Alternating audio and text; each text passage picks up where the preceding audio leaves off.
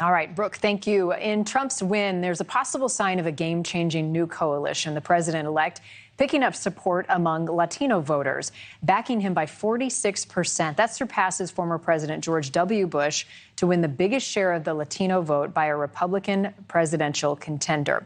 Trump's historic gains, particularly men, helping push Vice President Harris to the worst showing among Latinos for a Democratic presidential candidate in 20 years. Pennsylvania radio host Victor Martinez telling MSNBC why he believes Harris performed so bad among Latino men. That's part of the Latino culture, right? Where the Latino, the man is the one, the provider, and we're the boss. And we still, unfortunately, have a lot of Latinos with that mentality where the woman belongs in the kitchen. That is a reality of the Latino male chauvinist culture. And I think that's exactly what happened. Regardless of the reason why, the support now giving the party hope for a new way to win in a diversifying nation. Here now, Abraham Enriquez, the founder and president of Buena Venito. He's also a Republican strategist. Thank you for being here. What do you attribute Trump's win among Latinos in this election?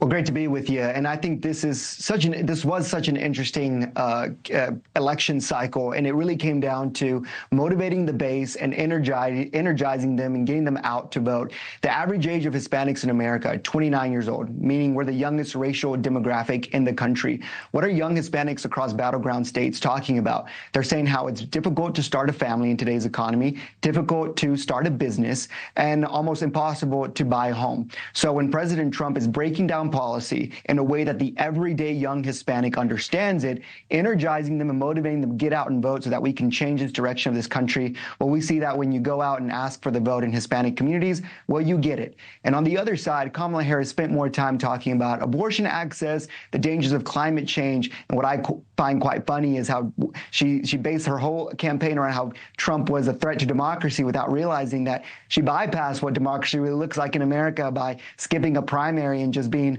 coronated the Democrat candidate. So, I think that at the end of the day, it came down to how President Trump hit the heart and minds of young Hispanic voters to go out and vote in key battleground states. Right. And may really be, Abraham, the beginning of a movement. I mean, come the next election cycle, neither of the parties can ignore the Hispanic vote and must prioritize it. How do you expect the messaging to evolve over the next 4 years and also within the next Trump administration? Yeah, well, look, 30% of the electorate in Arizona is Hispanic. 30% of the electorate in Nevada is Hispanic. In pocket squares in key battleground districts in Pennsylvania, in Ohio, in Michigan are heavily Hispanic populated districts. You also look at my home state of Texas and Florida, now becoming increasingly Hispanic. The numbers are there, and if you want to win tomorrow, you've got to start courting the vote, the Hispanic vote today. And I think that's where the Republican Party and the Democrat Party split on how they outreach. Democrats have refused to acknowledge that Hispanics are assimilating to American culture better. There's no such thing as a one-issue vote for Hispanics. We do care about immigration, but not as much as the economy. Border security, being able to reach the American dream. And Democrats have not been able to divorce this idea that all Hispanics are just immigrants and all we care about is the talk about immigration reform. So I think the next Trump presidency is, you're going to see that. You're going to see how they're going to be able to bring in Hispanic support in the policy that are going to push, because President Trump did a good job of acknowledging that Hispanics, well, we're all American. And for the future, I think any candidate on either side of the party needs to understand that if you're going to court the Hispanic vote, it requires attention to the community, but it requires you understanding that we see ourselves as American. And before our identity, before how we say our last name or the color of our skin, we care about culture and values. And what are those values that we care about? 3 things. We care about individual liberty, we care respect and love for country, and also upholding policies that allow us to achieve the American dream. So I'm excited for the future of American politics with the Hispanic vote growing. Yeah, a pursuit of that dream. Talk a little bit about the gender divide that we saw in this election. Kamala Harris was hoping for women voters, Hispanic women voters as well. And that comment made a moment ago about the culture that Hispanic men believe that women belong in the kitchen. Your response to that, and I know that it's much more complex.